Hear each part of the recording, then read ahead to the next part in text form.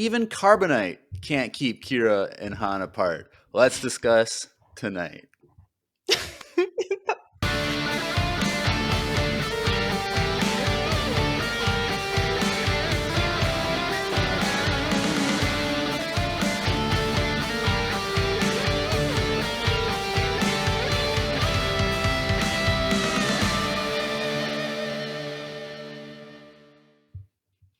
Hey everyone, welcome back to another Comics with Grace-tastic episode of Empire Radio. I'm Jeremiah.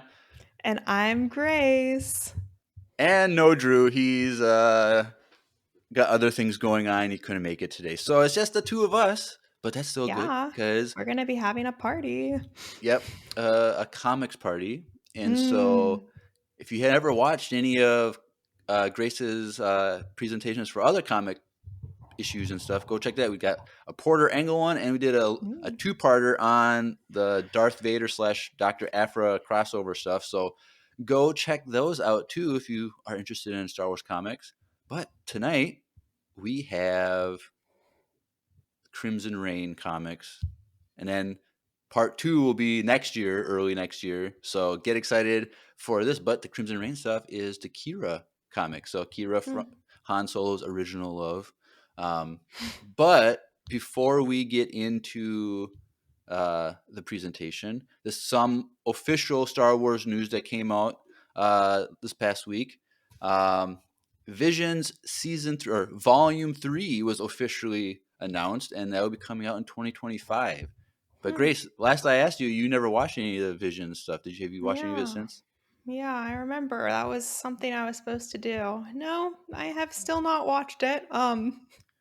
Excited to hear that they're making more. I actually have started watching anime since we last spoke, so perhaps Visions are on the horizon for me. You should watch them because they're only like 15, 20-minute shorts, and so they're really worth the watch. Some episodes are way better than others, but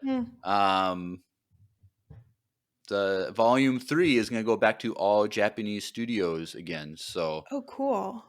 So that would be exciting, but we don't have a release date. There are some return studios from Season 1, Volume 1. So it'd be cool to see if they continue any of the stories from the first season or if they're just going to be completely new things. So I'm excited for that. Are there any of the returning studios that you're particularly excited about? Well, I don't know enough about anime to really know about studios, but one of the studios, the studio that did my favorite episodes from Season 1, is returning. So I'm excited for that alone. The Village Bride is such a good short. I did my own 25-minute PowerPoint presentation why it was one of the best things in all of Star Wars. Wow. So go check that if you watch The Village Bride, anyone listening, and you want to know why I think it's one of the best things, go check out that PowerPoint presentation. That was way back in 2001. It was literally our second week of our high quality YouTube videos.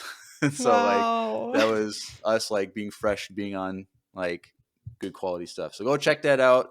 Go watch all of our other Vision stuff. And Season 2, I did reaction videos to every single episode. So go check that out too. You can see me cry in one of the episodes when it was super sad. Go check that out. But yeah, so that's next year sometime. And so I'm guessing at Star Wars Celebration in April, they're going to have a trailer and maybe have a release date. So. So exciting. Star Wars Celebration this year is in Japan. Is that correct? It is in Japan. Yep. Wow. So extra special then that they're doing a new seasons of Vision with all Japanese studios. Definitely. So that's exciting. And then hopefully in 2026, Star Wars Celebration will be stateside again. And then we'll go as Empire Radio. So Grace, you gonna come with us? Yes, I'm 100% in. Perfect. Then we'll do a fan meet and greet for anyone who wants to go. It'll be a lot of fun. So yeah, it would be my first. I've never been to Star Wars Celebration. Have you, Jeremiah? I have not. Drew and I haven't. We were gonna go one year, 2019. It was either 2019 or 2020. I can't remember. It was one was because the 2021 was canceled because of the world was in chaos. Yeah. But I can't remember if it was that one or if it was the previous year. But we were going to go, and then we couldn't get tickets. They were sold out or something like that. Oh, okay. but we've been saying 2026, if it's stateside again, we're going. So Yeah. be exciting. Yeah. But that's Yeah. all the announcements. But this week is Thanksgiving, so happy Thanksgiving to everyone Oh my who gosh. follows us and listens to our fans. We love you guys. We're thankful Mm, for you. mm. And it's just a time of being thankful. So thank you. Grace, thank you for being part of the podcast, Oh. because your last episode, I forgot to say it, but that week was your 1 year since your interview. When No your first way. episode. So it's been over a year now that you've been with us. I think this is like episode 9 or 10 that you've been with us. So Oh, we're wow. we're thankful That's for you. crazy. Oh, We're I'm thankful so for thankful you. for you guys. I feel really lucky to be included in Empire Radio, and Yep, yeah, because just in your interview, I actually went back and re-listened to your interview, and you said how none of your friends like Star Wars, and you don't get to talk about Mm, Star Wars with anyone. mm, So mm, mm. we're here for you to be your nerd family. Yeah, no, I so appreciate it. Jeremiah, what is your favorite Thanksgiving food? We will keep that for voicemails. So Okay, wow, I love it. It's gonna be a long reveal. Everyone stay tuned. yep. So if you want to know my favorite foods, you have to wait till the end of the episode. So, Mm-hmm. You have to but power through this presentation. yep. Or if you're just listening, you can just jump ahead. Don't and skip the reason, but don't skip it. Grace did a lot of work on this presentation, so definitely stay with us. But we've been babbling on, so we might as well just Yes. jump into this. So Okay. go take it away, Yes, Grace. absolutely. Well, as Jeremiah already wonderfully introduced, and also Jeremiah gets a lot of credit on the presentation as well. He made this beautiful title screen. So thank you, Jeremiah. I just shifted it a little bit. I just rearranged a little bit of things, but other than that, Yeah. it's all Grace's work. She did 95% of the work on this. So, I have no artistic talent. oh, you did really good. You did I really good on this remember one. in 6th grade when I got an A minus in art and I was just crying and Oh crying and no. crying. I couldn't hack art and everyone was better than me. So yeah. Anyway, I'm grateful for Jeremiah and his artistic skills. Well, you're welcome. Yeah. As yeah, Jeremiah already mentioned, we are going to talk today about the Crimson Reign comics. And then our next series will be on the Hidden Empire comics. These are collections of comics which kind of give the backstory of Qi'ra. Qi'ra is in other comics as well in the like same time frame that the Crimson Reign and Hidden Empire comics are taking place. Like she's in the Dr. Aphra comics, she's in the Darth Vader comics, and then she's also in the like mainline story with Luke and Han and Leia. But Yeah. like these 10 comics kind of collect her story and collect the stories of the people around her and are a little bit more focused. So instead of trying to focus on like 50 different issues, I decided to just focus on these 10. Yeah, because it's a lot simpler that way. Exactly. Okay, so let's get going. Before I get into the background about the comics, I was curious, Jeremiah, like what's your relationship to Qi'ra as a character? So I really liked her as a character, Mm. like in the Solo movie. Mm. See, also going back to your interview when I rewatched it, you were a hater on the Solo movie, and we told you to go back and rewatch it. Did you ever go back and rewatch it in the past year?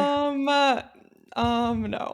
I thought about it. Oh, I think about Solo and I think about Visions and I think about the other homework assignments you give me, and then I often don't do them. So I'm so sorry.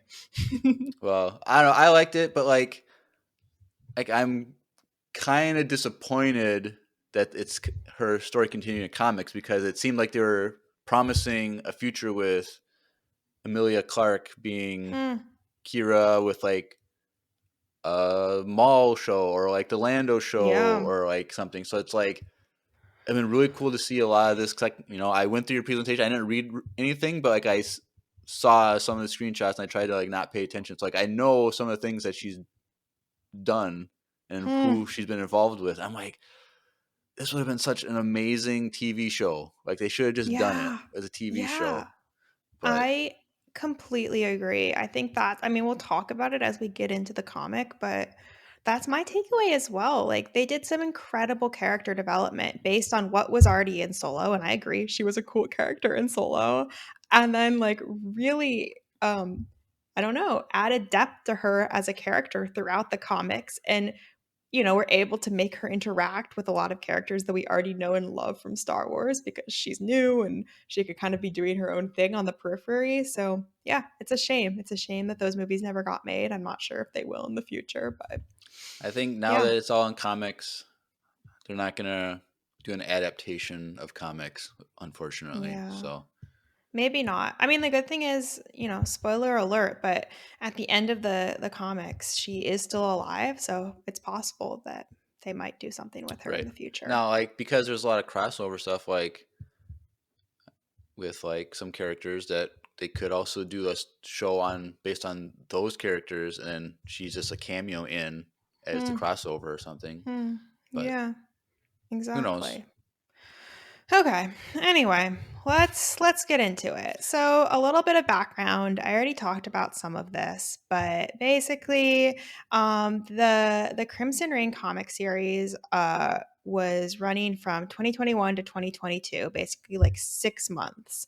And like I told you, it gives us the backstory of Qi'ra and tells us about her efforts to um, harness the power of the criminal syndicates from her position as the leader of Crimson Dawn to take on Palpatine and Darth Vader. Um,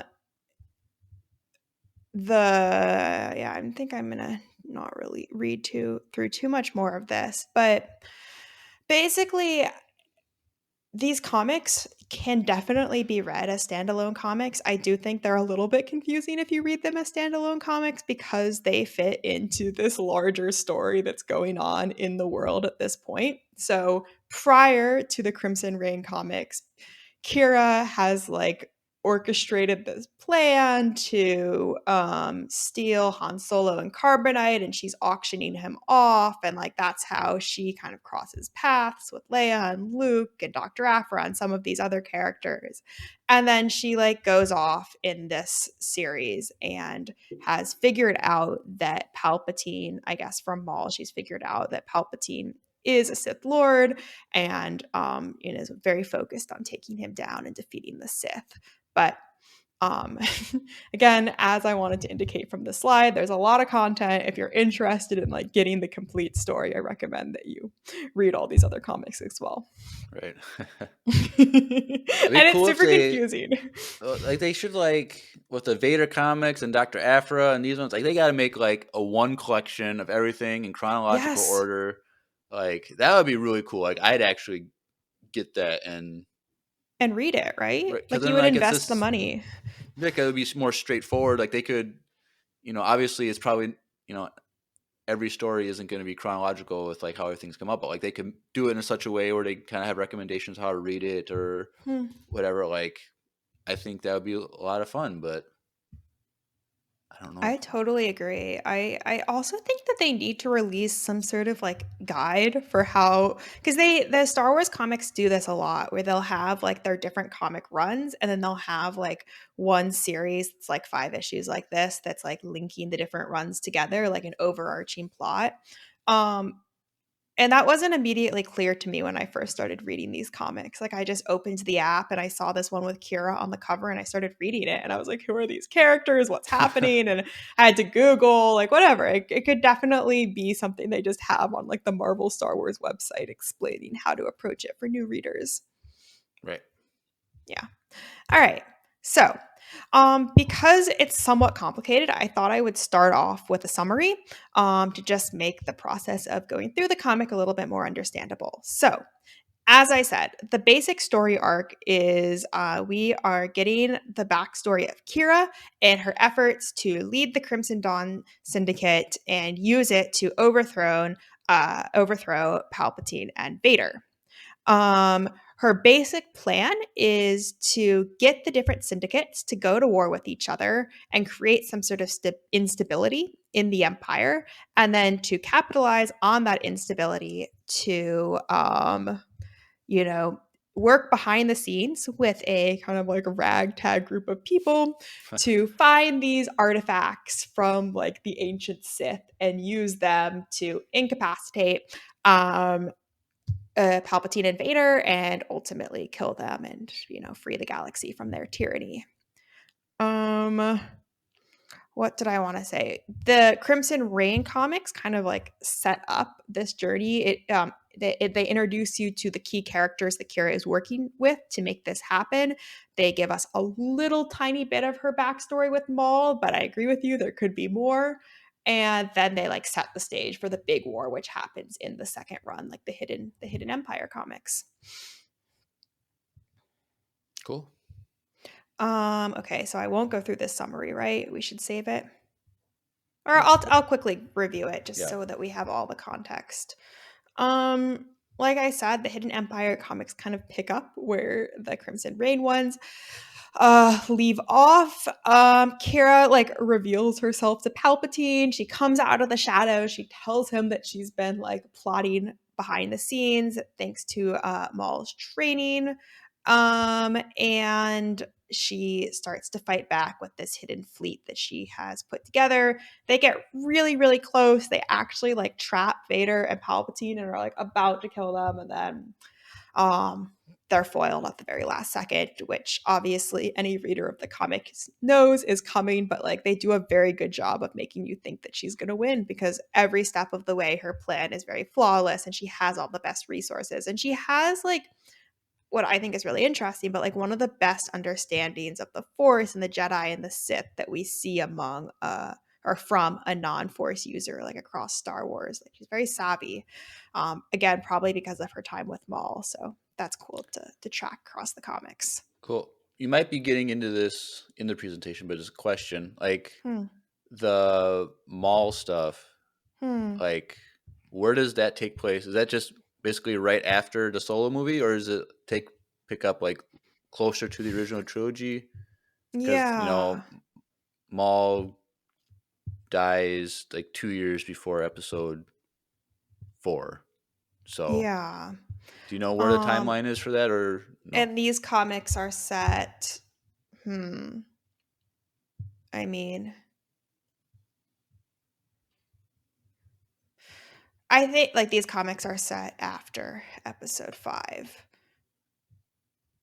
Yeah, it's not clear. But the Maul stuff would have been before Episode 4 because he was dead before. Yeah. So it doesn't really specify. So at some point between the end of Solo and the start of Episode 4. Like, I want to know how Maul got on Malachor. Like, how did he end up there? That's what I want to know. Yeah, there is nothing about that. It's like 2 flashback panels. Oh, okay. I agree with you though. Like I'm curious about the timeline, but it seems it's implied that they had like a long period of time to train because, as we see from these little background shots, in the Vader comics or maybe the Afra comics, I can't remember, not in these comics, Qi'ra fights Darth Vader and she like really holds her own against him. So she would only have been able to, get to that level of skill with somewhat significant amounts of time and training with Maul. Right. Yeah. Okay, so I already told you guys all this background. Yeah, basically Qi'ra is trying to auction off Han Solo, then Vader shows up, and Luke and Leia show up, and it's a good story, but not what we're focused on today. I just wanted to say that background is there. Okay, main characters. I wanted to introduce the main characters because the 5 Crimson Reign comics are kind of structured around the stories of the different main characters, and therefore it's important to know who they are going in. Obviously, we have Qi'ra. We have this character called the Archivist, who used to be a university professor, actually at the university that Dr. Afra went to. So that's like a fun crossover. Oh, dang. And she was a professor studying like Sith artifacts or like the dark side or something. So she's knowledgeable about the Sith. She's knowledgeable about the Force, and that's why Qi'ra needs her. Then there's this character, Ko Fawn Ferris. She it's kind of complicated, but basically she is into this type of technology that like simulates the Force. It's not the Force, but it's like similar to the Force. So she becomes important for the plan. There's this girl, I don't know how to pronounce her name either, called Delilah. Delia Del. Caldelia? Yeah, that sounds right. Okay. She's basically the heir to some of these other syndicates that I never heard about. She's important because like Qi'ra ends up picking her to be like her protege. Um, we have the Knights of Ren. The Knights of Ren are kind of working for Qi'ra, but they're not super loyal, and Qi'ra is trying to use them because she needs Force powers to help defeat Oh, Vader and exciting! Palpatine. Yeah, it is exciting. They end up being like very bad in the end, but exciting and interesting. Then there's this character Ochi of Bastoon. He's a character that we see, I think, across the Darth Vader comics. He's in a lot of different comics that I've read.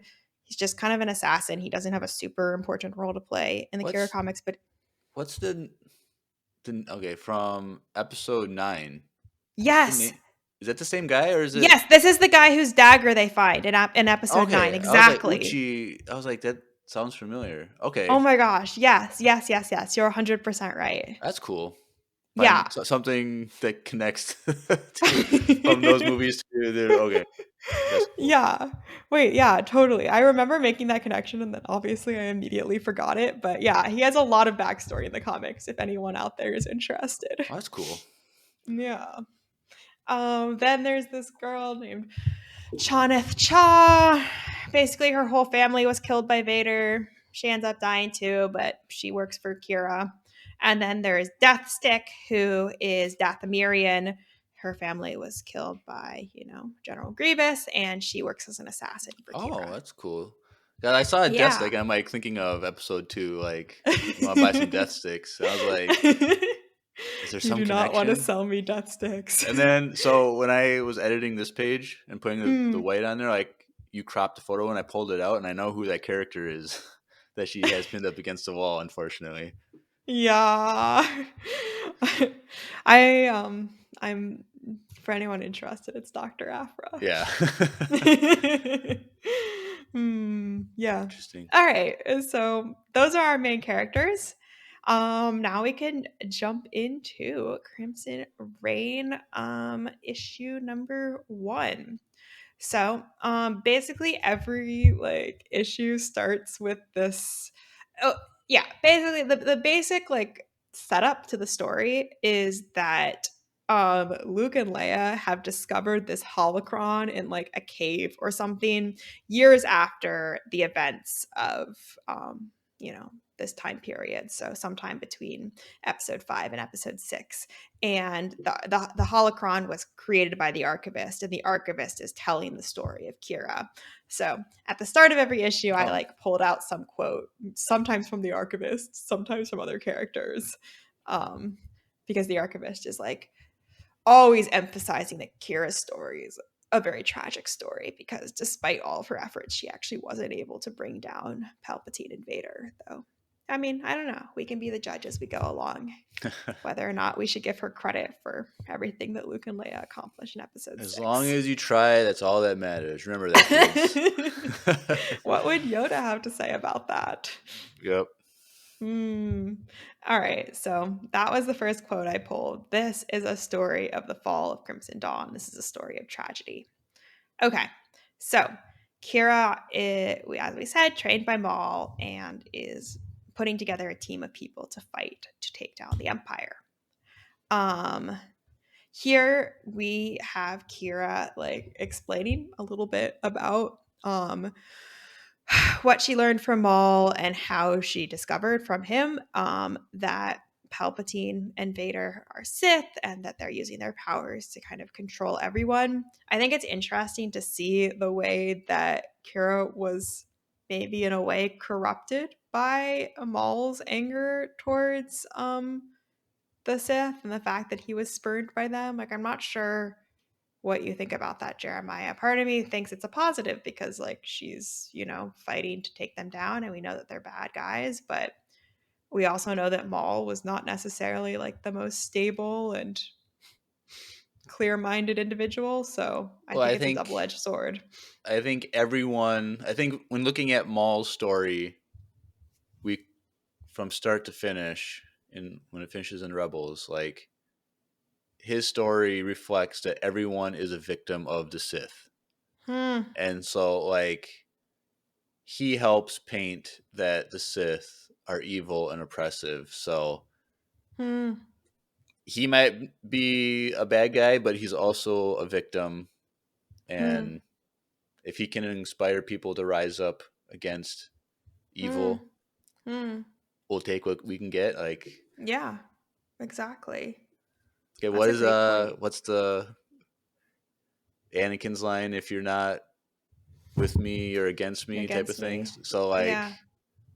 if you're not with the Sith, you got to be against them, type of thing.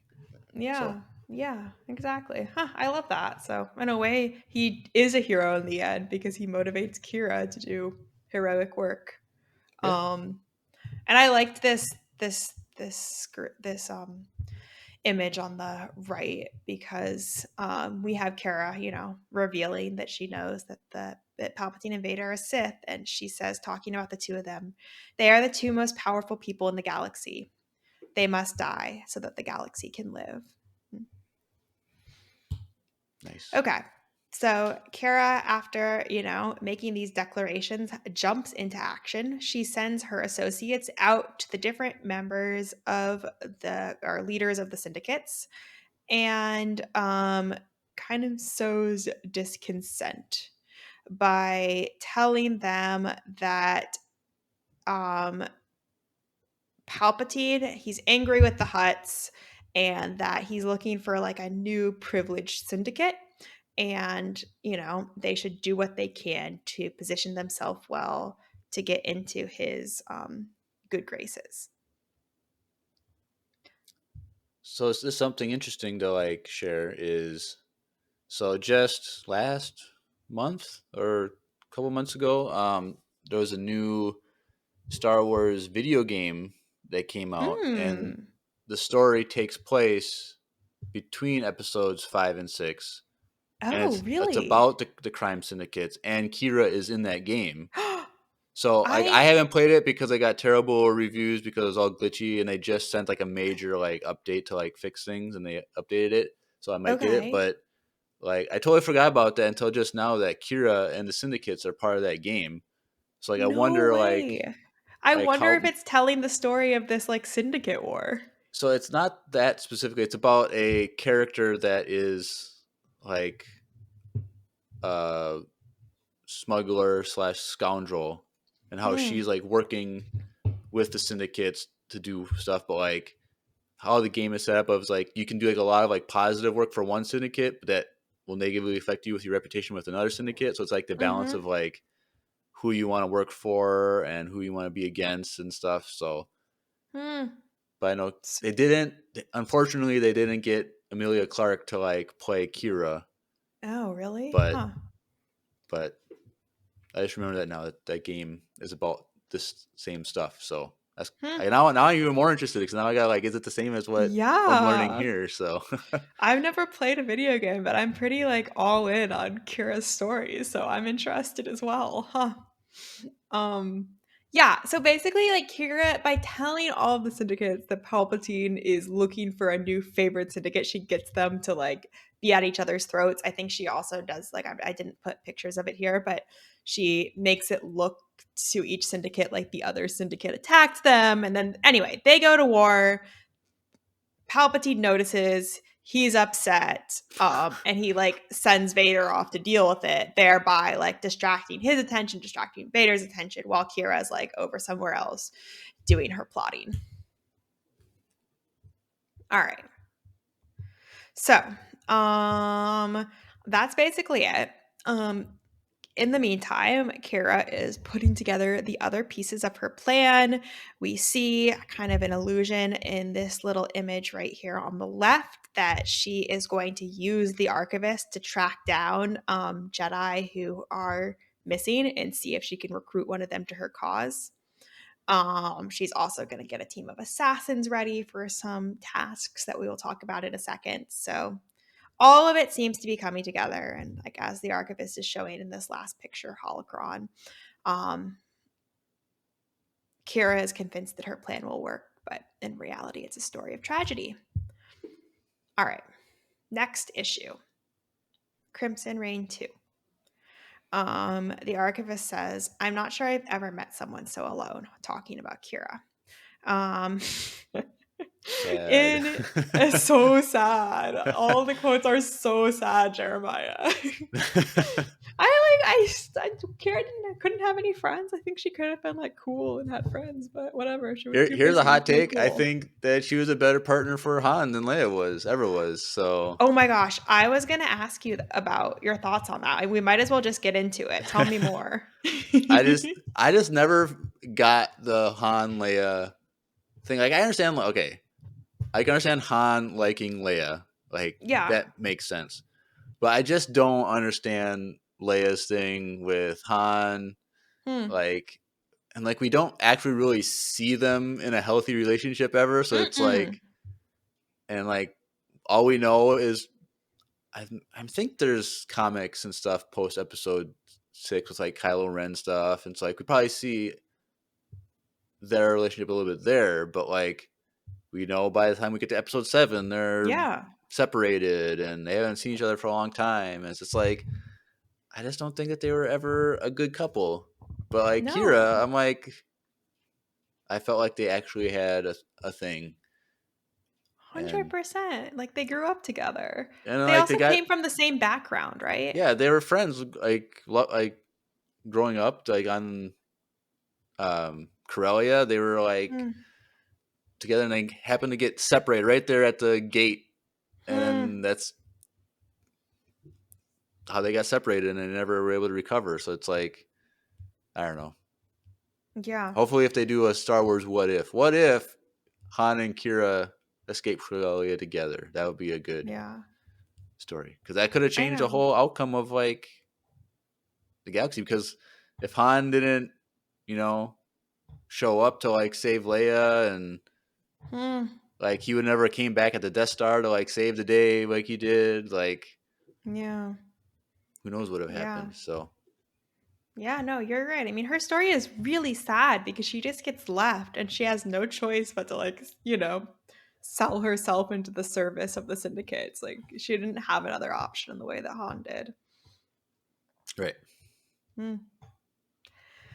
Anyway, I agree with you, but it's a hot take. I hope we don't get destroyed for having it. I've said worse. We'll be fine. Anyway, Kira in this issue is recruiting her two assassins, Uchi, Ochi, and Deathstick, to go and kill some people in the Empire to further sow discontent. We get a little bit of Deathstick's origin story on Dathomir, and we also are introduced to Caldelia because basically Deathstick's mission is to go and kidnap this girl and bring her to Qi'ra.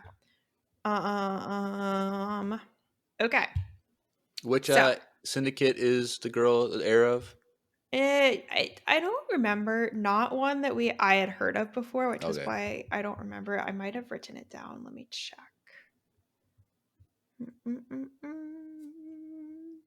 Oh yes, the heir to the Mourner's Wail and Unbroken clan syndicates. Never heard of Yeah. them. That's why I wrote it down because I knew I wouldn't remember. um okay, so the issue starts with Qi'ra talking about the different reasons people kill for faith, for hope, and for joy. I don't know. What do you think, Jeremiah? Do you think these are the reasons that people in the Star Wars galaxy kill? Is Qi'ra getting it right? Well, so like in the cells, they have like faith is with the Jedi, hope is Mm-hmm. with Boba, and then joy is Yeah. with Vader. Yeah. So like I don't know about that. Like I feel hope would go with Jedi, Yeah. but like for bounty hunters like Boba, it's just a job. It's It's not money, it's right? not personal. Yeah. And then Vader, I think he doesn't. None of those apply to Vader No, I think he because kills for he's like also a anger or victim of the Sith. sadness. He's also a victim of Yeah. the Sith, and like I think it's in like the EU comics with Vader or something because like I can't. Maybe it was they interacted with Maul or something in the EU. I can't remember, but he's talking with someone, and they're like so like amazed by how powerful Vader is, and like, what could you hate so much that causes you to be so powerful? And he's like, I hate what I have become, and that's Hmm. like it's just like a circle of like Hmm. he just keeps getting more and more hate because of the evil he does, and he hates that, and then this fuels it more. So it's Hmm. like, sure, there are people who do it for those three reasons, but not those character or categories there. Hmm. Hmm. Hmm. Interesting. Yeah. Yeah, I agree with you. I don't know. It's not really important to the story. I Right. just I thought it was like interesting the images, and I agree that they don't necessarily match up. But anyway, Kara is like so convinced that she has total control over every situation. I would say that's probably the flaw of her character. So here she's talking about like she knows why Ochi is going to kill for her because he's afraid and he wants to like maintain his position. And then she knows that Deathstick will do whatever she wants because she's angry at Palpatine, and she's Kira's basically using that fact to manipulate her. Is So, that ship the ship from Episode 9, Ochi's ship? do we see his ship in Episode 9? I literally don't even remember Remember it. The they movie did is. they did get up underground or it crashed or whatever, and they're Oh my gosh. Yeah, I mean, I bet it is. Like, this is his ship. So, ooh, I want to check, but I don't want to exit the PowerPoint. no, If yeah, anyone is we'll figure it watching, out please later. please look it up and let us Yeah, know. so Darth Fart and Caleb Labatt are in the chat. Is that the same ship from Episode 9 that they find on whatever that planet is, the desert planet with the cool festival and stuff Hmm. like that? Go check it out. Yeah. But anyway, Okay. Grace, continue. Anyway, so we the comic is split between like the Ochi storyline. I'm just gonna say Ochi, and the Deathstick storyline.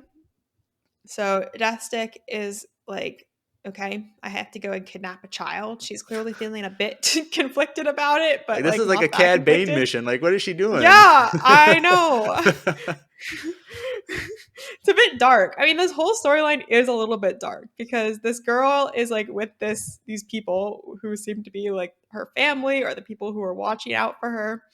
And basically their like secret hideout gets attacked by because Deathstick tells the Empire where they are and then uses the chaos to come in and capture this child.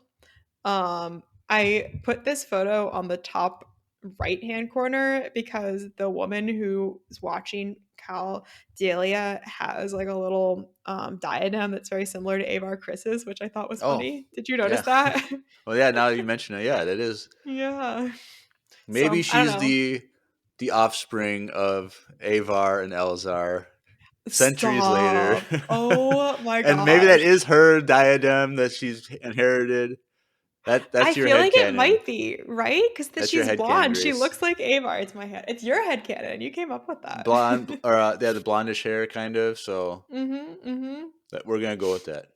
Yeah. Okay. Great. We never see those characters again, but Oh, they okay. might be related. So are they all dead then, or did they? Probably. Maybe. We Okay, don't know. It doesn't really okay. matter. Well, I'm just wondering if Um. Deathstick had to kill everyone to get the child, or if Oh no, no, because the Empire might have killed everyone. The Empire's there with a Star Destroyer, but Deathstick is okay, just kind of sneaking in to get Caldelia. okay. Yeah. So she captures her. And meanwhile, Uchi is doing his mission. His mission, really interestingly, involves this elaborate assassination via poison of Palpatine's Imperial guards. First of all, I liked this scene because I had never like thought too deeply about the fact that the guys in red are just like normal guys who are wearing red outfits. Like, Yeah. I don't know if you ever clocked that, but that was wild Like for we just me. don't get enough of them. Like they get so lame. We've never seen them fight. We see like in Rebels, like the Rebels finale or second to last episode, or I think it was the finale of Rebels in season 4. Like Ezra fights what look closer to the Praetorian guards, like from um, episode 8. They Hmm. didn't have the capes like this, but like I want to see Hmm. these people in action. Like Yeah. they're guarding the Emperor, a Sith Lord, the most powerful Hmm. Sith Lord ever. Like they have to be good at what they do. Like, Yeah. but S- Or they're just terrible and they were picked because well, there they was were only willing to 2 in the stand left in in the those original outfits. trilogy, so like, um Yeah. So basically the whole plan is to like poison them and then have them die in front of Palpatine and have Palpatine be like, "Oh no, I'm under attack." Which is exactly what happens. And Masamita is like, "Oh my gosh, they're dead." And then Palpatine is like, "I can see that, you idiot." So, no, I thought that yeah, was it's nice funny. to see that Masamita is doing good. He's still around. Yeah, just hanging in there. Yep, doing his As thing he whenever he does. exactly, literally, whatever he does. Okay, so meanwhile, Deathstick brings Caldelia to Qi'ra. She clearly is like, "Are you gonna kill her?" And Qi'ra is like, "I'm not gonna tell you what I'm gonna do with her." But then basically the comic ends with Qi'ra like introducing herself to Caldelia and saying that like we're gonna be good friends. So the implication is so, nothing bad is gonna happen to the kid. so you said Destic is a Dathomirian, so she's a witch. Because I We see that just kid floating in midair. So is she using magic to keep that kid oh floating in the air? no, I think it's the little headband thing that she's like that is getting pushed, like the Oh, little glowy headband. okay. Yeah. I'm not sure if she can use magic or not. We don't really get so much of her backstory. We just hear that she's Dathomirian and that her whole family was killed. But um, yeah, a character that they definitely could include more story about. Definitely. Okay, issue number 3.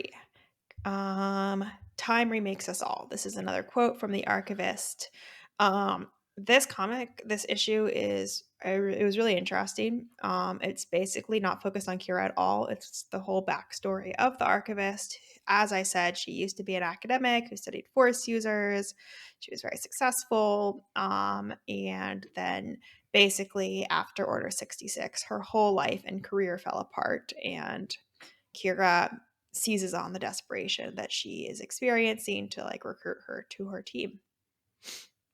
And in this issue, she actually gets to Dagobah and finds Yoda. So it's a really interesting Dang. crossover with the story Interesting. that we know. Yeah. Um, so yeah, this is a picture of her pre-Order 66 in her professor role. She's just narrating, talking about how she was happy, she had a job, she was interested in the work that she was doing.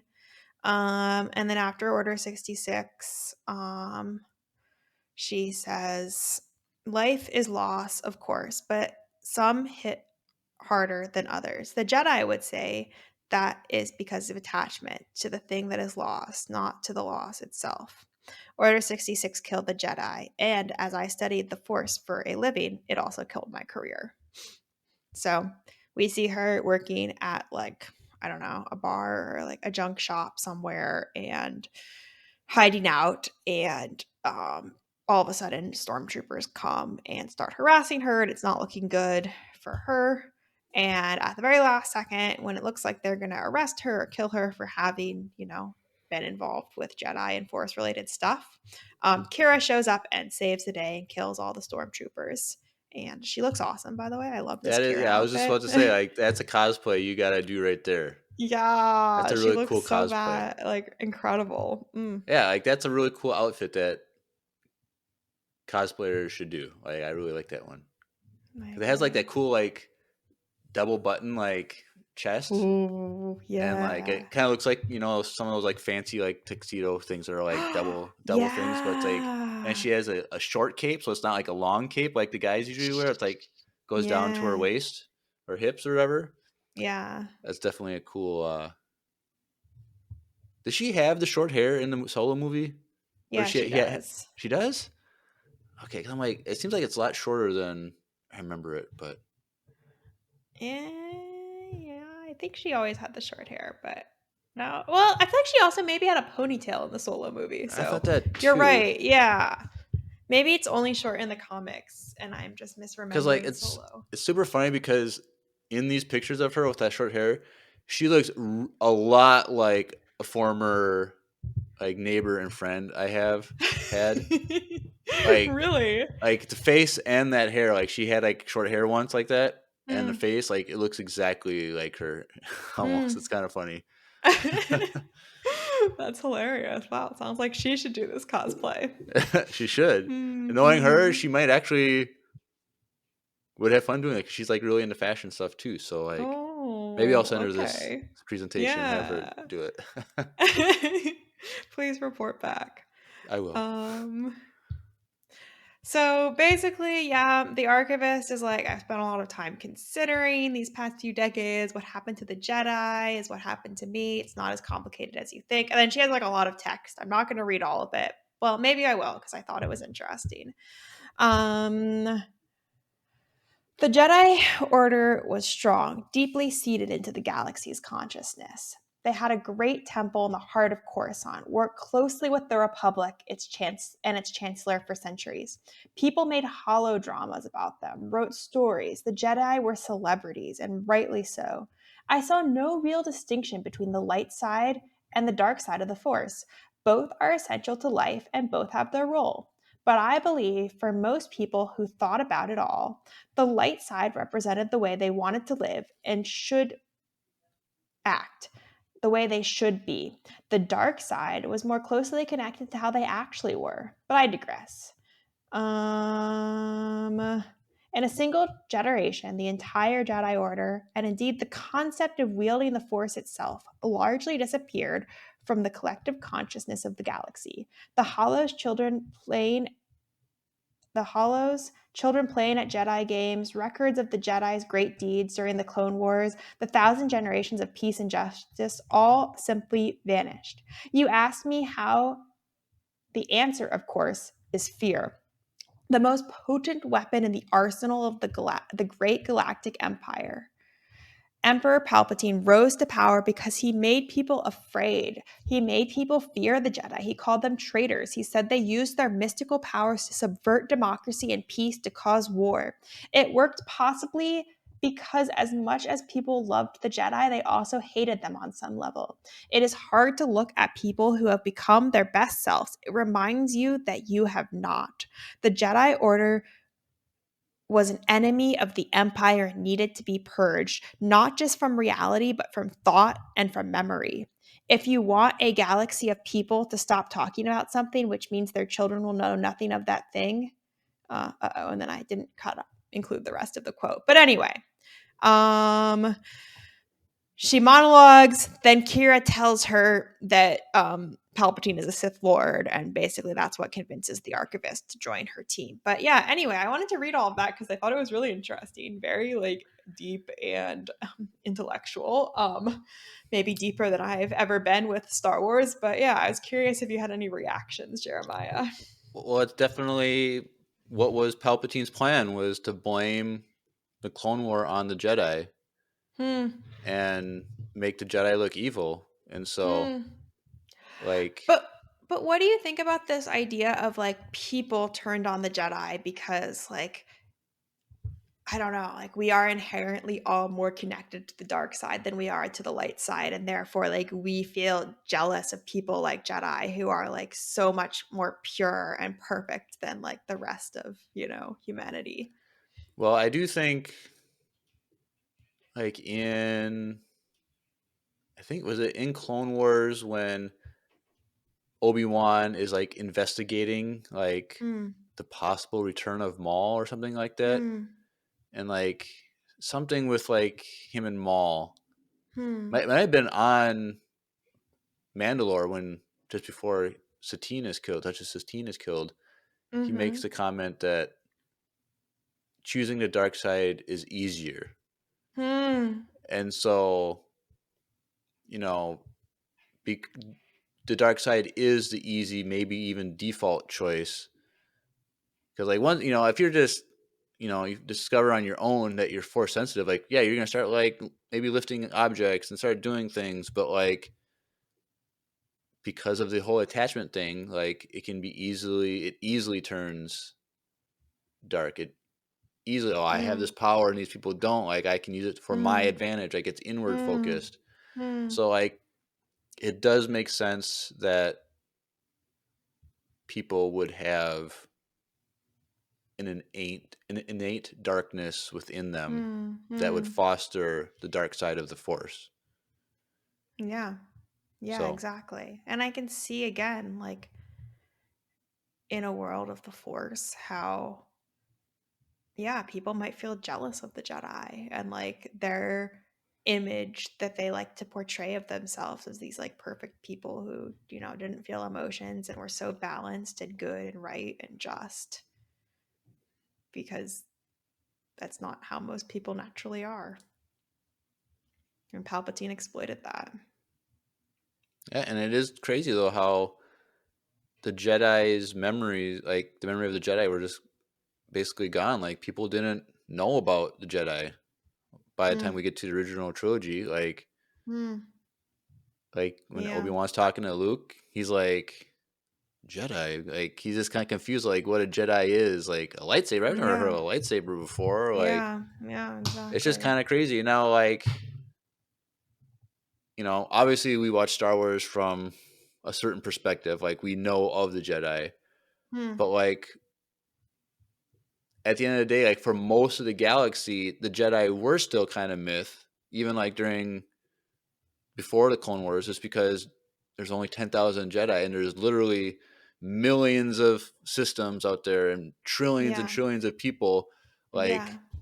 most, there's planets that never even heard of Jedi, or planet, if they did, like it's this myth. Like they never like think that they They would ever never see saw a one. Jedi. Yeah. So Yeah. like for a lot, like for something that was more an idea, like for people to forget about it, like would have been easy. But like the planets and species that were more closely informed about the Jedi's existence, like that would have been harder. But I guess if you fear the Jedi and you don't want to talk about them, and Jedi talk can bring the Empire, like you're not going to spread those stories to your children. So Yeah. within one Yeah. generation, it's not really a part of the cosmos anymore. Hmm. Yeah. That's a really good point. Interesting. All right. Well, none of that is super actually related to the Archivist story, but I thought it was really deep to be in a Star Wars comic, so I'm glad we had a little aside on it. Yeah. Anyway, so Qi'ra recruits the Archivist and she brings her to this like repository of Sith artifacts or like Jedi and Force related artifacts that I guess Maul has put together and that Kira's like, we're going to use these or like we're going to figure out a way to use these to take on the Empire. And basically, Kira reveals that she thinks that there are still Jedi out there. She's obviously right about that. And in particular, she thinks that Yoda is still alive because the Empire never announced his death. And she like tells the Archivist, your first task before we get into all of these artifacts is for you to go find Yoda and like recruit him to our side. All right. Interesting. So the archivist gets to work. She starts to piece together the story that obviously we already know. That like, people saw him on Coruscant at the time of the purge. And then basically she like puts together the other pieces and realizes that he's still alive. And based on, I guess, some like eyewitness accounts or something, she is able to track him to Dagobah. Seems kind of Um, what easy is she? that she was able to do that because like only the Wookiees would have known, right? Yeah. Or no, not the Ba- Wookiees. Like Obi-Wan, Bail Organa, medical droids where yeah. the babies were born. So I guess we can read what she says. Like I agree with you. It's like a bit of a there's I haven't showed you all of the different steps, but Right. she puts together the different pieces. And then as far as how she finds Dagobah, I do think it's a leap, but this is how she gets there. She says Yoda was one of the most recognizable people in the galaxy. He could not simply buy a ticket on an off-world shuttle. Therefore, he had help, someone powerful enough to slip through Palpatine's net, someone with an entire private starship at their disposal.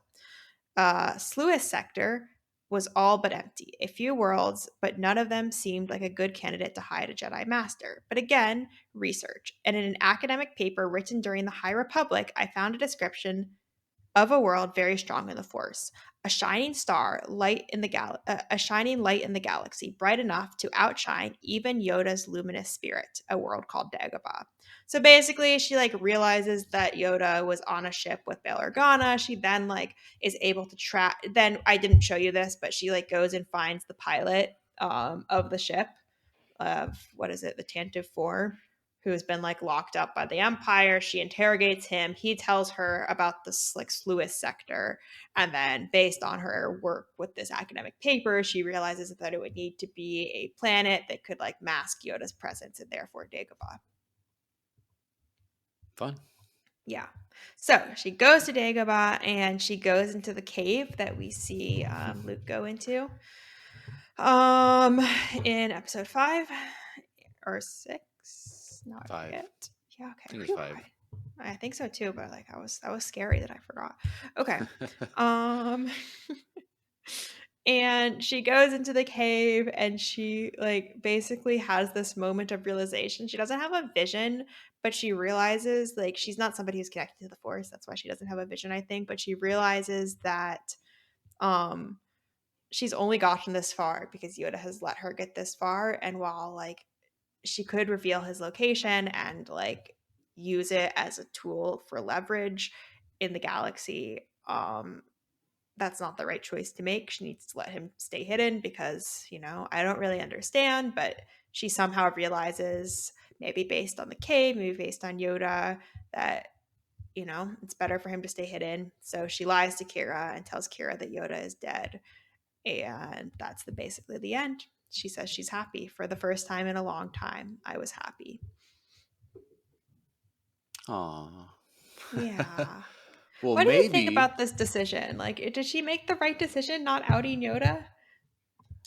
Well, it'd be nice to like understand like more of like why she did, because she went there for the purpose of finding him. So it's like, what was the change of heart specifically? Yeah, we don't ever know. Like, there's an It's, implication that something in the cave or like being on Dagobah makes her realize that she shouldn't reveal the location of Yoda. I don't know. Well, it's nice to know that she has a heart, that she cares about other people, like whatever. Hmm. So, but maybe what it was, that maybe they didn't show it in the comics, but maybe she met Yoda at the hut and they had a hot beverage together and they were able to talk things out. Oh, And okay. what better way to like convince someone to not expose you to an evil empire than over a Oh my hot god. beverage such as coffee or tea? And Wow. coincidentally, once again, our sponsor for today is Wesley Andrews Coffee and Tea out of Minneapolis, Mm. Minnesota. So let's take a quick little commercial break. Hey everyone, Andrew here. I'm pleased to tell you that the sponsor of today's episode is Wesley Andrews Coffee and Tea. If you don't know anything about Wesley Andrews, you definitely should. They're an award-winning coffee roaster and shop in Minneapolis, Minnesota, and they make fantastic coffee. The awesome thing is that whether you live in the Twin Cities or not, you can get their coffee beans delivered straight to your door by ordering them online. They even have a subscription service that ensures you never run out of amazing coffee. If you've been looking for some new coffee to try or a way to elevate your normal coffee routine, now's your chance. Head over to wesleyandrews.cc, use the code EMPIRE Radio, that's with a capital E and a capital R with no space at checkout, to get 15% off your first purchase of any bags of coffee or a coffee subscription. I can't think of a better deal. Get 15% off some great coffee, support a small business, and support your favorite Star Wars podcast. In the words of Emperor Palpatine, do it.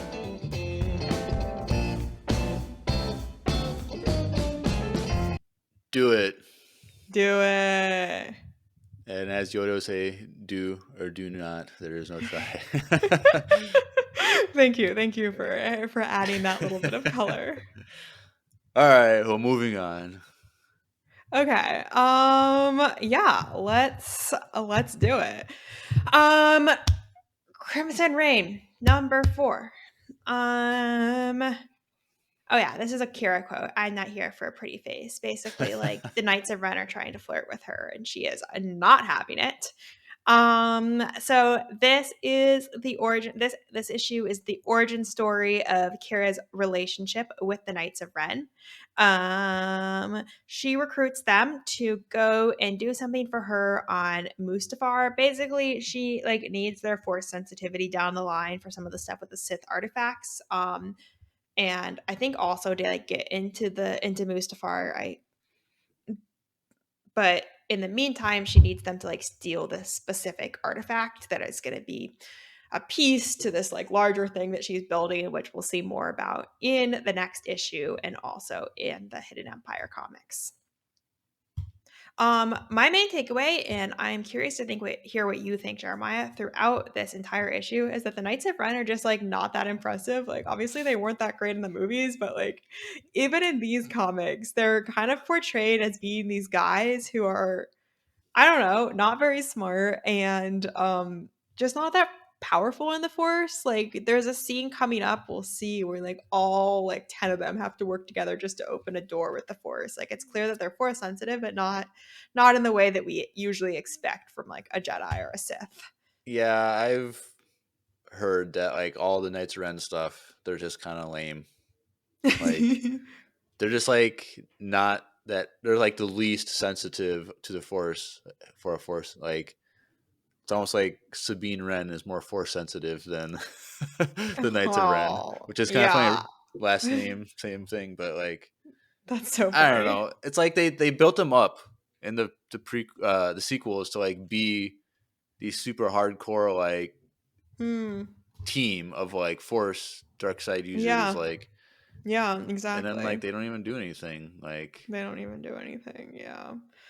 Yeah, it's interesting. I don't know. I mean, I actually think they do a good job of it in the Qi'ra comics. They just kind of like embrace the fact that they're not very good, and they're more kind of these like bumbling characters that are necessary for the plan, but like, you know, you're supposed to see that they're not that good.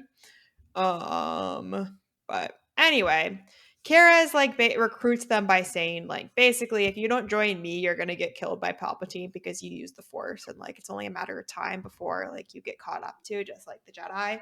And that's enough to convince them.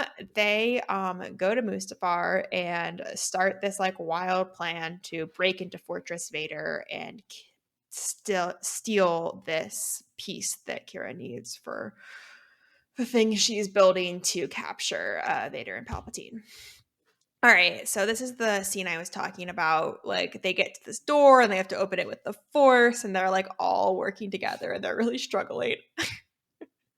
Which, I don't know, whatever. But then the next scene, but it's like lava that they're trying to move. So like, yeah, I guess. Obviously, if you're like Vader or Palpatine, like it's gonna be easy for you because they're the most powerful. Yeah. So like, I want to say that if it was like a group of 10 average Jedi, it would be the same. Probably be similar. Okay. But like, we're just gonna go with that just to not be haters. But yeah, no, I like that. We shouldn't be haters because this next scene is cool. Like, look at them slashing away. They're like inside Fortress Vader, killing people left and right. Like, whatever. They do prove themselves. Right. And it's going decently well, and then Vader shows up, and like, you know, that's never a good sign. No. And Vader is like all dramatic, and he's like, I don't even remember. He was talking about like, I think the Knights of Ren, like their services are no longer required. You here, are here uninvited. Okay. That's definitely a Vader line. Yeah. It's sarcasm that's just like doesn't hit sometimes, but whatever. No, it doesn't. So then he fights the main like Knight of Ren, who I don't really think has a name. I think he's just called the Knight of Ren, but I forget now. The guy with no shirt that's trying to show Yeah. off his abs. Yeah, really like needs to work on his modesty. Yep. Let me Remember, see if I modest Ren are the hottest Ren. Ah, never mind. Oh my gosh. Is there? Yeah, I didn't. If he has a name, I didn't write it down. Anyway, yeah, shirtless Ren. Shirtless Ren. And Vader is like really trash talking his ability. He's like, "You and your rabble are the Knights of Ren. Pathetic. How far you have fallen." But there is yet still further to fall. So I do think it's interesting that Vader like knew who the Knights of Ren are. Like, I don't know, it's kind of an interesting connection to Kylo Ren, and like an interesting irony too, because Kylo Ren is like, oh my gosh, Knights of Ren, I'm gonna lead the Knights of Ren, and Vader like hated the Knights of Ren, but Kylo Ren wanted to be like Vader. I don't know. Yeah, kind of funny. Yeah. But in the end, they fight Vader and then they get away by some miracle and they like zoom off with the piece that they stole. And that's the end of the issue. So this is another one somewhat light on Qi'ra, but pretty heavy on like plot development for the bigger plan. Right. All right. And so now we are into the finale for Crimson Reign. And the quote is, "It never got easier, it got harder." That's a quote from Qi'ra. So yeah, in this issue, Qi'ra begins her showdown with the Empire. She lets Palpatine know who she is and what she's doing, and all the pieces in her plan to take down the Sith come into place. I really like this cover image of her like big holding Vader and like all these It's like he's Imperial pieces in her hand. a pawn in her plan type of thing. Yeah. It's kind of cool. Okay. So the issue starts with Palpatine being like, Vader, we have an enemy. And Vader is like, the Empire has many enemies, my master. Like, you're gonna have to be more specific. Funny. And Palpatine's like, no, Vader, pay attention. Like, I'm not talking about just any enemy. Like, this is an empire, not an enemy, not of the Empire, but for the Sith. And Palpatine starts to piece together the fact that like somebody is manipulating them and they are using the Syndicate War for their advantage. And that's when they put together that like the person doing this is the Crimson Dawn. So Qi'ra, meanwhile, is on her ship, or well, we think she's on her ship, the Vermilion, and she realizes that like Palpatine and Vader are like onto them, so they start making final arrangements. And Vader is like putting everything together with Palpatine. Vader says Crimson Dawn orchestrated the Syndicate War, but the other events, you believe they are behind them all, my master? And Palpatine says, I do, Lord Vader. The Imperial Security Bureau is not my only source of information on the activities of Crimson Dawn. But beyond that, I sense it. A plot, strands of a web growing tighter around us. Intention, malevolence. Yes, the Crimson Dawn has targeted the Sith. And then Palpatine's like, wait, I think you met the lady who's in charge of the Crimson Dawn when you had that whole thing with Han Solo. And Vader is like, oh yeah, I know who that is. Qi'ra. Her name is Qi'ra, a foolish woman. She challenged me to a duel to prevent me from taking Han Solo.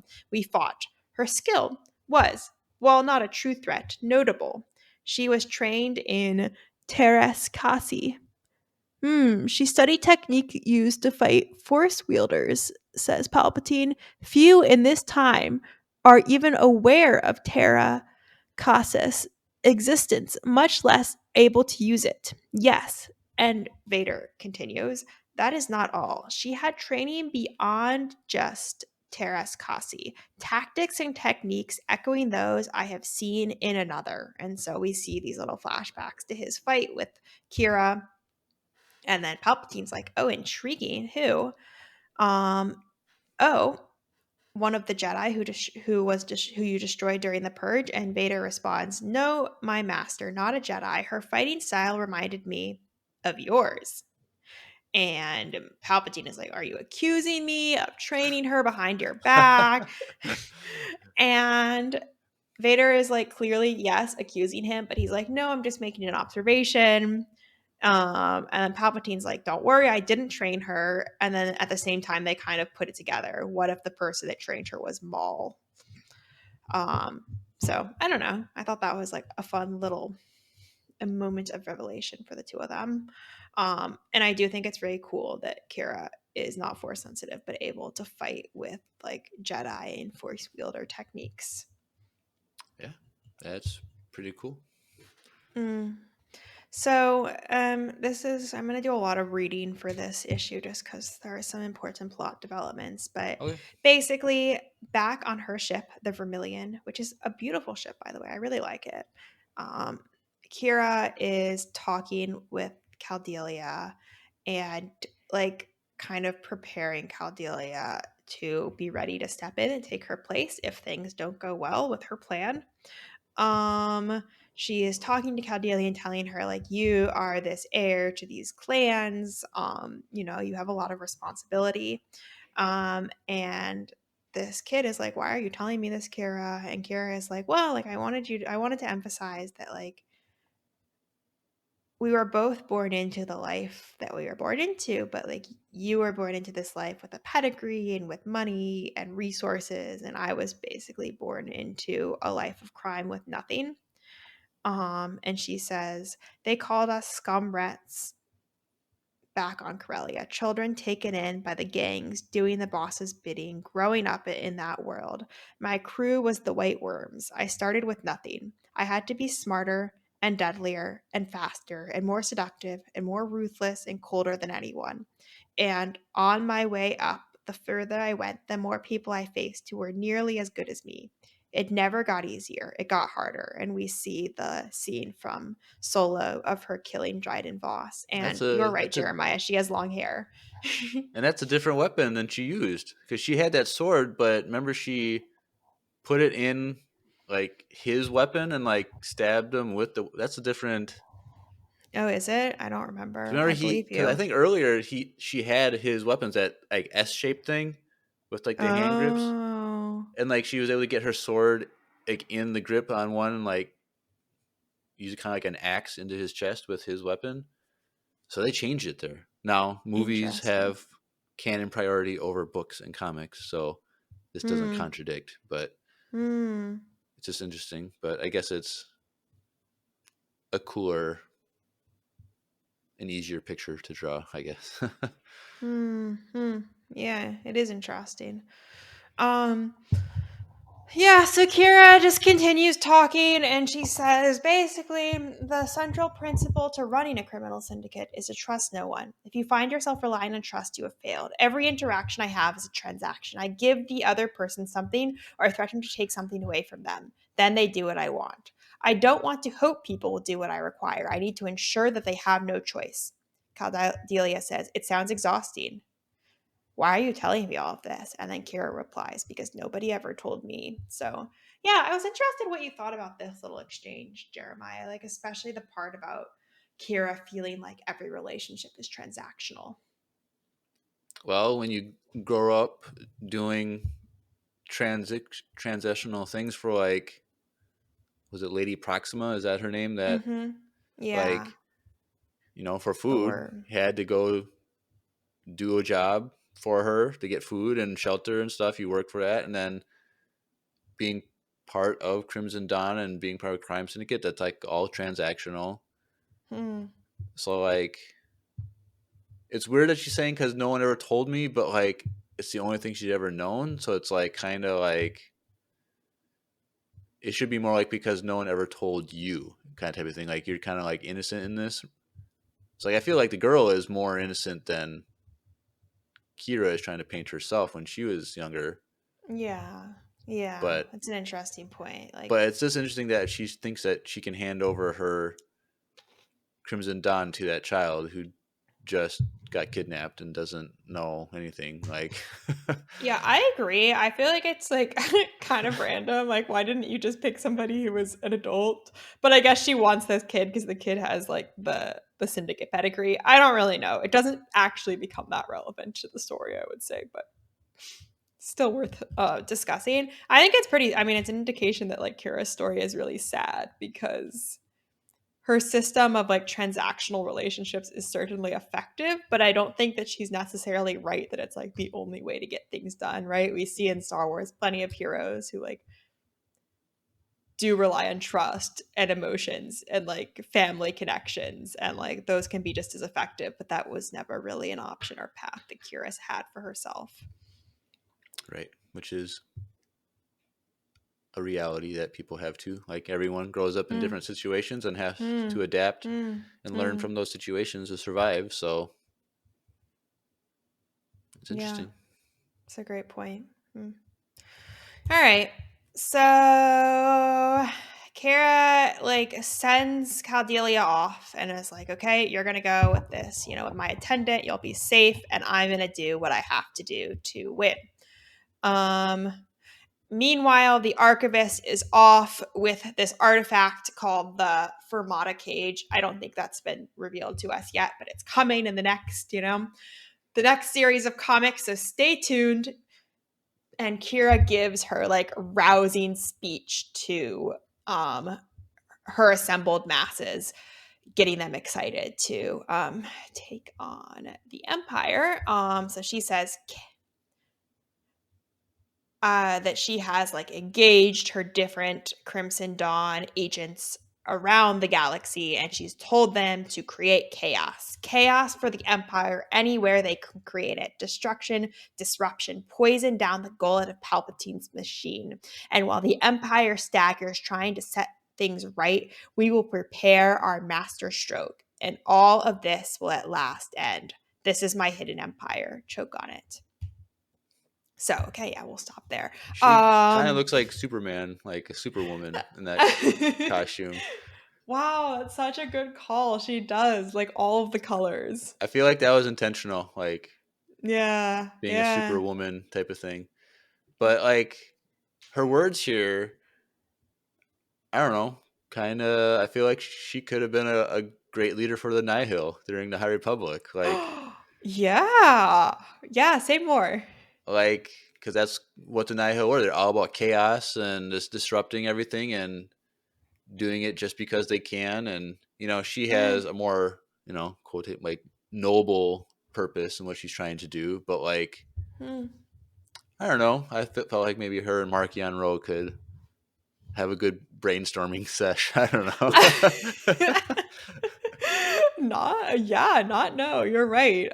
I mean, and Qi'ra is a character who's on the razor's edge between good and evil, right? Like she is good, but she's not pure good. She's not like Luke good. She's conflicted good in a way that makes the character interesting. Definitely. Yeah. All right. Well, that is basically it. We leave on this cliffhanger. And we'll have to wait until next year to figure out what Qi'ra does next. But for anyone who hasn't read this comic, I know I like have spoiled a lot of it, but I really think you should go back to it. I highly recommend like going through, seeing all of the images, getting a sense of the story. And if you're into it, like go ahead and read some of the Dr. Aphra or Vader comics that tie into it, or even just read the additional 5 Hidden Empire comics. It's worth it. Yeah, this was a really fun one. So it'll be end of January when part 2 will be up, and so look forward to that. But yes, this was a very interesting topic. I always forget about her, but every time I remember her, I'm like, I want to know more of her story, and so like maybe I gotta finally get that video game so I can see her part. She does a minor role. She's not. I don't think she's like a main thing, but I do know that Carbonite Han is in that game too, so maybe we'll see some of that too. So, well, thank you, Grace, for this part 1 of this presentation. It's always a great and fun discussion about these comics, and so I'm thankful for your hard work on this one. But any other comments you have? No, I think we're ready for everyone's favorite time. Everyone's favorite time, voicemail time. So let's transition over.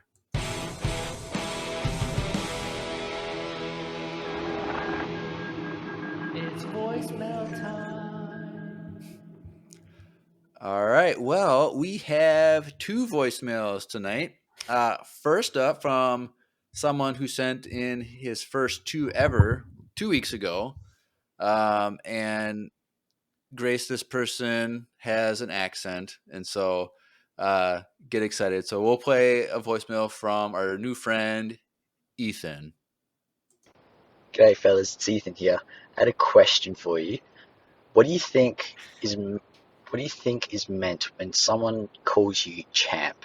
Because I think in Australia here, that word champ or champion has a very different meaning to what you guys would think in the States. Like, I'm not sure, but yeah, I'm just curious if that word has a different meaning behind it for you guys. Because here in Oz, like, it's very degrading if you get champed by someone, you know. It's like almost a power move. But it's also sound like disrespect, you know. Like, I work at a bar. The amount of times I've been called champ by someone and I've just wanted to throw a pint in their face because of it, you know. But yeah, let me know what you think. I'll be listening in. Cheers. All right. Thank you, Ethan. We always love hearing those accents. I do. The Australian accent is my favorite. I have to admit to you, Ethan. So thank you for that voicemail. So what do we think of the term champ as like a term to call someone? Now, here it's always usually like for a boy, like a little boy. I feel like, hey champ, like, but it's like more like a buddy, like hey buddy, like hey champ, like for like a little boy. Like I don't really hear that used for like older kids or teenagers or adults. I don't know.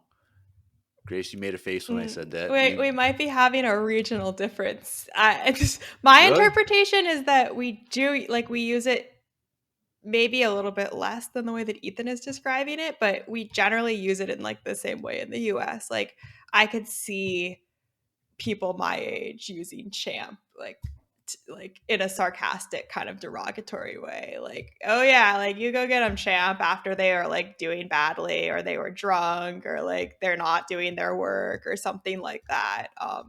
So I wouldn't use it, but I agree with Ethan that it is not like, it doesn't have positive connotations unless maybe in the context that Jeremiah is describing, but I haven't encountered that. Because I've only see it with like kids. Like Okay.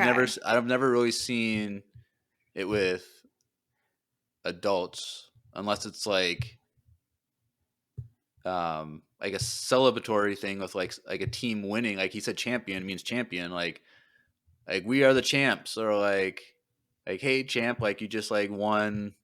But don't you think it would be like if somebody said "Hey champ" to me, I'd be like, "Oh gosh, like well, they're making to you fun of me." because you're a girl though, like female. Like I feel. I'm saying it's only I see it more as like a masculine term, like for boys. I've never heard anyone call a girl a champ. Hey champ. Like usually like with girls, isn't it like a little like what's a nickname for like a little girl? Isn't it usually like hey princess or like hey beautiful? Like for like a little girl, like you don't call a little girl champ. Yeah. Unless you're in your neck of the woods. I don't know. I don't really, interact with children on a daily basis, so I take your word for it. Well, I don't either, but like I do. I heard Ethan say like get champed or something. We definitely don't have that in the US, or if we do, it's used among people, younger than 26, and I just am not in on the slang. I can ask my younger brother. Yeah, so and it's kind of funny. So last episode we did our book review of the Mace Windu book, and Darth Fart sent in a voicemail because he said he had a neighbor who was from Australia, and we were talking about Vegemite, and he said that Vegemite is disgusting because Americans, we just don't, it's something that Americans don't tend to like. Yeah. And we made a comment, hey, like send us to Ethan if you're listening, hey, send us some Vegemite. And he sent me a message on Discord, and he's like, I'm going to be in Canada in next year. I think he said in January. And he's like, when I'm in Canada, it'll be closer. I'll send you guys some Vegemite to try. Oh my gosh, that's so funny. We're going to try and maybe figure that out. And then Drew and I will make a video of us trying Vegemite on toast. Vegemite. So I think you can buy it in some grocery stores. Like I've bought it here before. really? But I don't know where. Like yeah. Like in the like international aisle or sometimes also like next to the peanut butter, like it's in that area. Really? But you'd have to search, so maybe it's I don't. easier if Yeah, he just it's brings it. definitely not in any of our like main huge big box No, grocery okay. So stores. then probably not. But I'm sure there's places like there's some other like fancy grocery stores or international. There's like I think one really big international grocery store somewhere around here that's like every country in the world has their own booth or something. I don't know, Oh my something like gosh, that. that sounds so cool. I want to go there. So, but yeah, thank you, Ethan. It's always great to hear from you. Hope to do more of these cultural differences questions because there's a lot of fun because there's we're both Western, but Australia and America are two very different places. So, all right. Well, thank you, Ethan. Next up, our final one from someone who's sent in some voicemails a few times this past year, but this might be only number 3 or 4 or something, but from someone named Rafa. So let's take a listen. Hey, Empire Radio. It's Rafa here. I just wanted to say Happy Thanksgiving. And I was also wondering, what's your favorite Thanksgiving food? Like out of a Thanksgiving meal, like turkey, gravy, cranberry sauce, and stuff. Like, what's your favorite out of that? I was just wondering that. So, Happy Thanksgiving. Bye. Well, happy Thanksgiving, Rafa. Thanks to be the only fan that wanted to send us a voicemail for our Thanksgiving week, wishing us a happy Thanksgiving. So you get a gold star. Good job, champ. Stop, it's not positive. But favorite Thanksgiving meal items. Grace, does your family tend to have a traditional Thanksgiving meal? Yeah. It like varies a bit depending if we're with our extended family or not, because my mom doesn't like to cook. And I'm busy and my dad and my brother are men, but what does that mean? No, I'm joking, but they don't like helping either. Anyway, if I'm with my aunt and uncles, we have more of a traditional Thanksgiving, but yeah. Anyway, I can answer the question first if you'd like Go some time right to ahead. think about it, because I have an answer. Number one, Rafa, thank you so much for wishing us happy Thanksgiving. Happy Thanksgiving to you as well. You should tell us what your favorite Thanksgiving food is. I don't know how, but maybe in the Discord or something. I'm curious. Or just in your next voicemail. Oh, yeah. You should also maybe like relate it to Star Wars somehow. Like, I'd love to know what you think Luke's favorite Thanksgiving food is, or like Leia or any other character that you like. So that's your assignment. As far as my answer, mine is far and away pumpkin pie. Like, I have been obsessed with pumpkin pie since I was a kid. I had a period of time where every birthday I would have pumpkin pie instead of a cake, which is not popular among my friends, but like, too bad for them. So yeah, that's me. I don't really like any other Thanksgiving food, to be honest, besides maybe stuffing, but like the vegetables are mid and I don't like potatoes. So yeah. Well, okay. As for pumpkin pie, like if I have a slice, like it's enjoyable, but it's never something that I think of like desiring to have on my plate. Like, I don't know. Like, I like other pumpkin things. Like, I make pumpkin muffins like every year in the fall. Like, I always make a big batch to bring to church. Like, they're always really, really good. Like other pumpkin things, flavored things are like pretty good, but pumpkin pie I just feel is kind of overrated. Well, that's so, tragic. Because I feel like my family, I could have pumpkin pie, but then there would always be like an apple pie or some other kind of pie. And so you could get the choice. Like, I'd rather have an apple pie over pumpkin. Oh, what about a pecan pie? No. Yeah, I agree. That's by far the worst. I don't like desserts that have nuts in them usually. So yes, same. So like a nut focused pie, it just sounds terrible. Terrible. Now, like some things, like if it's like, I don't know, like a peanut butter cookie, like I tend to not want peanuts in it, but like if there are peanuts, like that's tolerable. And you only like, I do also like a white chocolate macadamia nut cookie.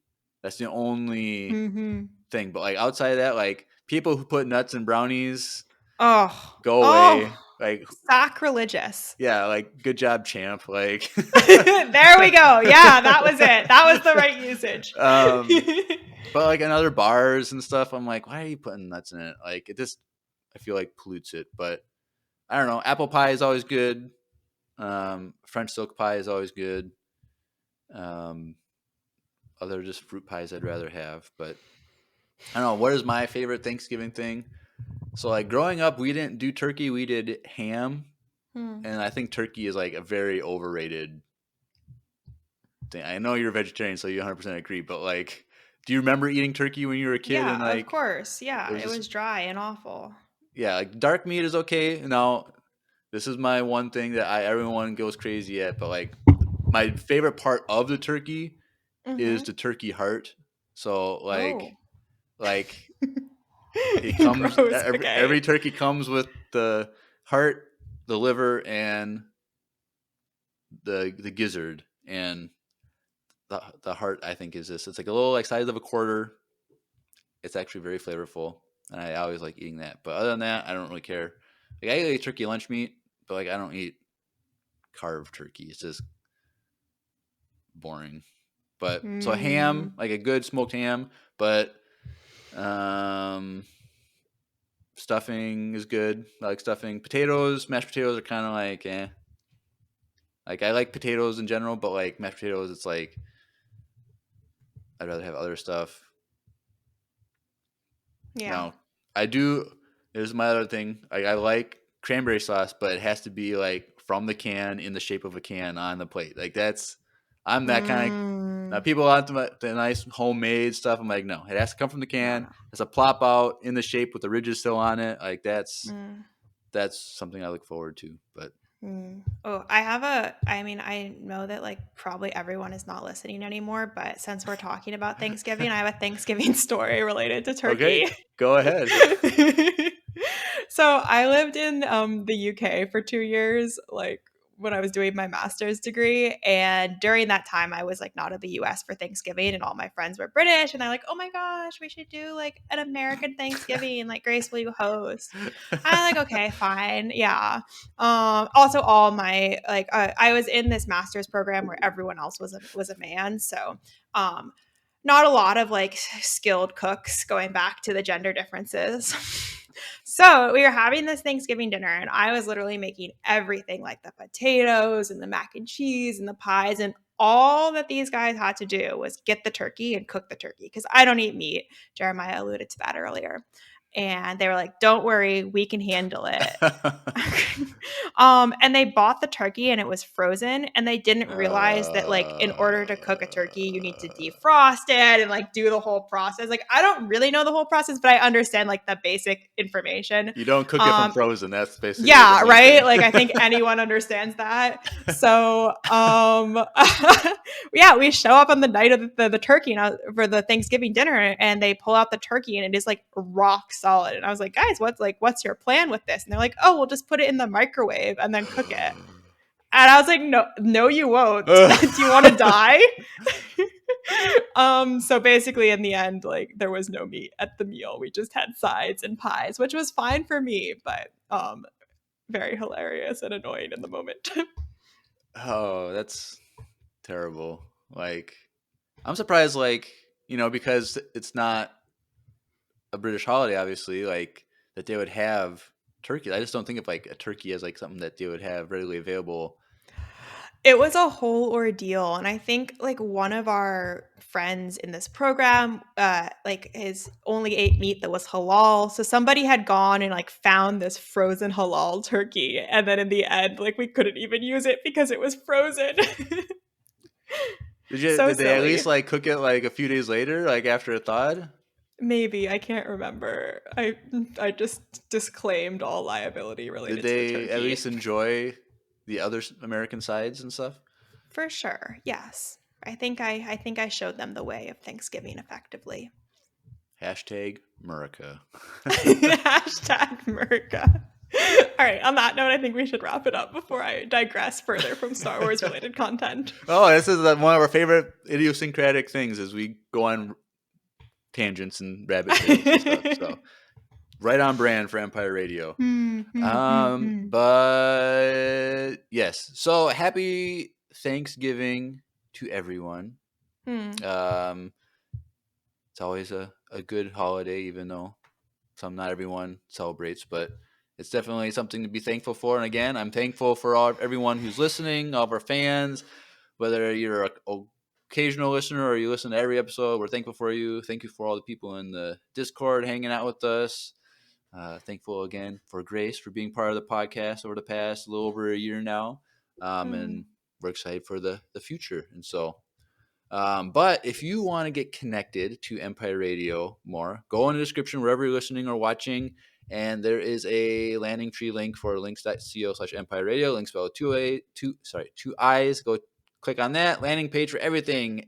Follow us on Instagram, Facebook, YouTube, Twitch. Join the Discord. There's a link to send an email or a voicemail. So if you want to get in contact with us, you can do it those ways, or on the Discord too. You can send me a message.